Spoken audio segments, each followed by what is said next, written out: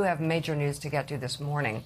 Hungary's authoritarian leader Viktor Orban has conceded his race for re-election, ending his 16-year run as prime minister and dealing a massive blow to Vladimir Putin and to right-wing populism around the globe. With nearly all of the country's ballots counted, Hungary's center-right party was set to win 138 seats in parliament. That's more than two-thirds majority that his pro-European rival, Peter Magyar, needs to undo Orban's constitutional overhaul. Magyar is a former ally of Orban who ran on issues of health care and the economy. This year, voter turnout was the highest it's been since 1989. And just look at this video. 1989 being the year that the Berlin Wall fell and Hungary was finally freed, it appears they are free once again. So in a post on social media, President of the EU Commission, Ursula von der Leyen, posted, "Hungary has chosen Europe. Europe has always chosen Hungary."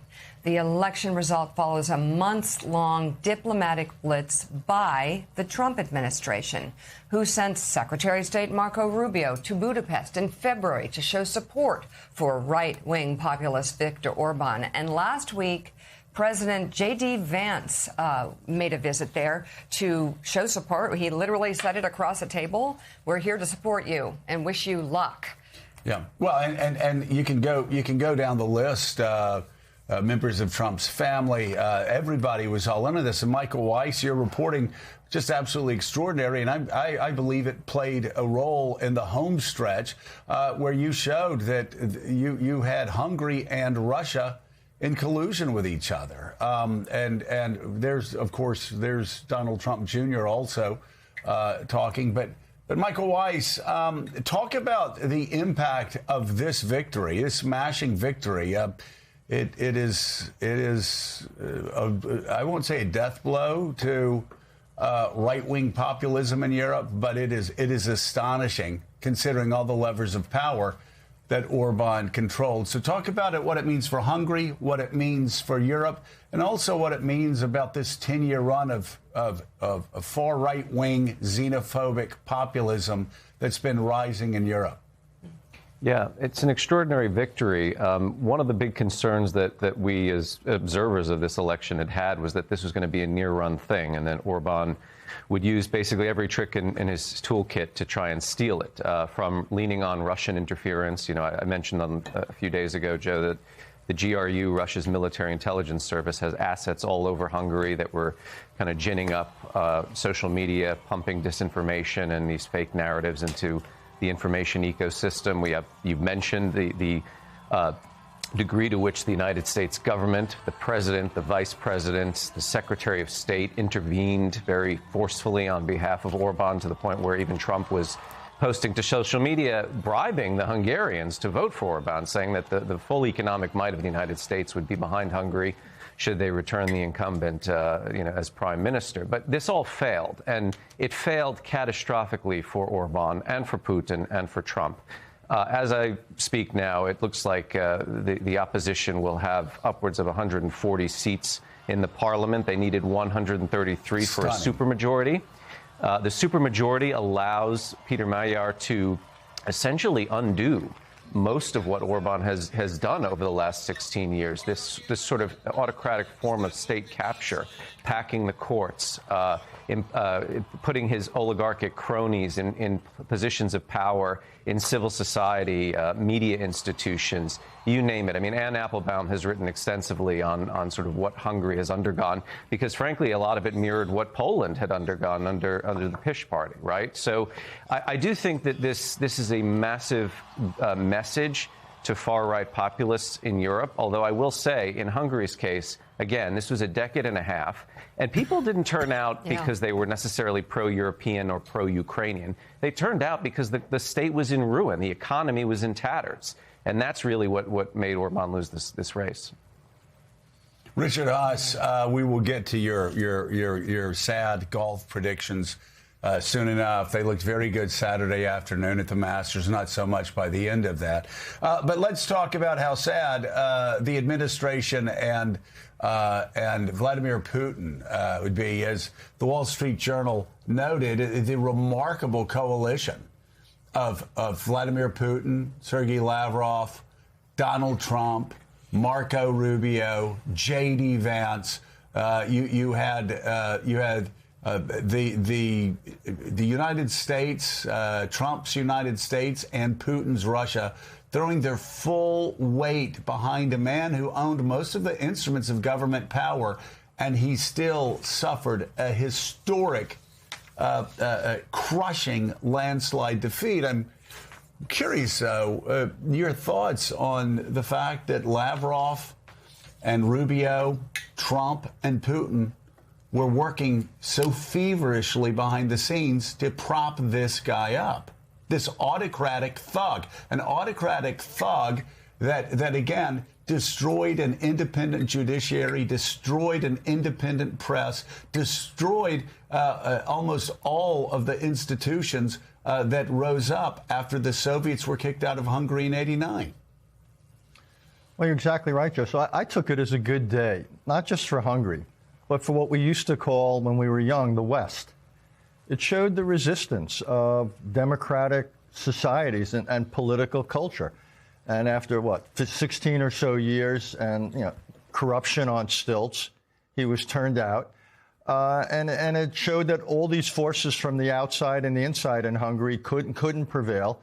The turnout, though, was so large and so one-sided. I think that's in some ways a message for us, that the way to defeat people who would undermine democracy is to make it so clear that even if they try to do things around the edges, they can't succeed. But Orban, as you've talked about here, was such a symbol. He was such a model for what you might call modern illiberal democracy. So the fact that he went down as decidedly as he did, I actually think is a really inspiring, positive development for all of us. And all the people you mentioned, it was a bad day for them and good for that. Jonathan Lemire, I still call it the West. I still talk about Western democracy. I still believe in Western democracy, and I believe yesterday was a great day for Western democracy. It was a very bad day for people who, over the past decade, have done their best to try to destroy Western democracy, to destroy liberal democracy. Liberal, a traditionally small government term. Even though a lot of really stupid people don't understand that because they don't read history. I guess they just scrawl in crayon books. But liberal democracy, Western democracy, what the United States of America has been for so long. But let's make no mistake about it. This administration lined up with Vladimir Putin instead of Western democracy. And it was a crushing defeat for them, was it not? It most certainly was. This was a tough day for Vladimir Putin, Benjamin Netanyahu, Donald Trump, who all endorsed Orban in the campaign's final stages, either implicitly or explicitly. It was striking. You never see an American administration back a foreign candidate like this, and to do it for Orban. And as Michael said, and Jonathan, you know the history of Trump and Orban. Even when President Trump was out of office, he invited Orban to Mar-a-Lago and said, this is my guy. This is my model. This is who I love. This autocratic thug that destroyed an independent judiciary in Hungary, destroyed an independent press in Hungary, destroyed democratic freedoms, rigged the process so badly that I almost impossible that he lost last night. But this was Donald Trump's role model, this autocratic thug. He said it himself. Trump and people around him pointed to Orban and said, that's what we want to do here.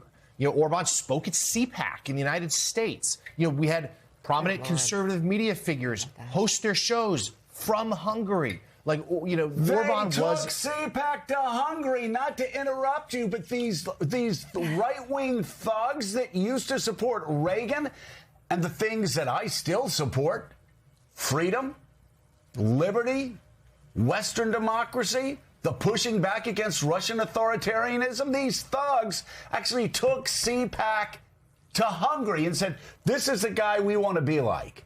This guy who, again, has trashed the judiciary, trashed the free press. I mean, again, there is an axis. So when we talk about Donald Trump, this isn't just a defeat for people in the Trump administration. I mean, this is a defeat for a bizarre chunk of right-wingers in America who, for some reason, embraced his illiberalism and his hatred of the free press and his hatred of a free, independent judiciary. And this morning, it's in an ash heap in Budapest and across Hungary and across Europe and across America. Yeah, I mean, Orban was Trump's guy. He was the model. They were all in on him, with capping off with Vice President J.D. Vance heading to Budapest in the final couple of days of his campaign. A tough weekend for the vice president, who obviously was in Pakistan as well when that Iran deal didn't come to fruition. We'll talk about that a little later. But David Ignatius, I mean, a friend of ours who is Hungarian says every 30 years Hungary can be trusted to do the right thing. He's darkly joking. 1956, 1989, and now yesterday. And certainly a lot of this was about corruption at home, what led to this result. But the implications here are big, and please speak about them now. Yes, for this administration, Donald Trump and his presidency, because they went all in, they lost. But talk to us all about the ripple effects we will now get for the rest of Europe, for Russia, and for Ukraine. Jonathan, I think this was a European version of a wave election, as we put it. The majority for Orban's challenger was overwhelming. The turnout was huge, beyond what they've had in recent years. And it was seen as absolutely a bellwether for which direction Europe would go, towards increased authoritarianism, toward making deals with Vladimir Putin, toward acceding to Donald Trump's vision of how the West should work. And Hungarian voters turned out in huge numbers to say no. And the corruption issue was at the center of that. It's a real warning for people around Donald Trump who've gotten used to doing deals that are unprecedented in the United States, that in the end, voters rebel at that kind of corruption. The question I have is whether this will have a knock-on effect for other right-wing populist movements across Europe. There are already early signs that maybe in France, Marine Le Pen and her right-wing party may be suffering from the same kind of voter rejection. But it was a hinge moment. The Trump people, Trump himself, Vice President Vance, wouldn't have worked so hard to prop up Viktor Orban if they didn't see this as a crucial potential turning point for Europe. Yeah, in I believe it was 2018, 2019, Anna Applebaum warned about the twilight of democracy. An extraordinarily important book, as is her most recent book, that talks about authoritarianism and how it goes from border to border, and whether it's in Belarus or Hungary or whether it's in Russia or whether you have leaders in the United States who want to bring it here. There are no boundaries. They help each other. And if you read both of Anne's books, you will see that's exactly what happened here. But the people rose up. The people spoke out. And one of these autocratic thugs is now out of office. What is something, though, I think people should take heart in this morning is when Anne wrote Twilight of Democracy, she was looking at Poland, the Law and Justice Party. She was looking at Hungary and Orban's thuggishness, the worst of the worst. And here we are in 2026. And this morning I woke up to a phone call from the Prime Minister of Poland, calling the newly elected Prime Minister of Hungary, saying, I think I'm actually happier today than you are. This is a new day in Europe. Things are moving in a good direction. The people are speaking out. They're rising up against these would-be autocratic thugs. That's very good. And I just want to underline one thing for Democrats in America and Republicans who want to reform their party and make it better. Run against corruption. Run against a bad economy. Those are, we actually had Orban driven from power because that's what they talked about. A bad economy, corruption, those sort of things that drove voters to come out in record number. 80% came out last night.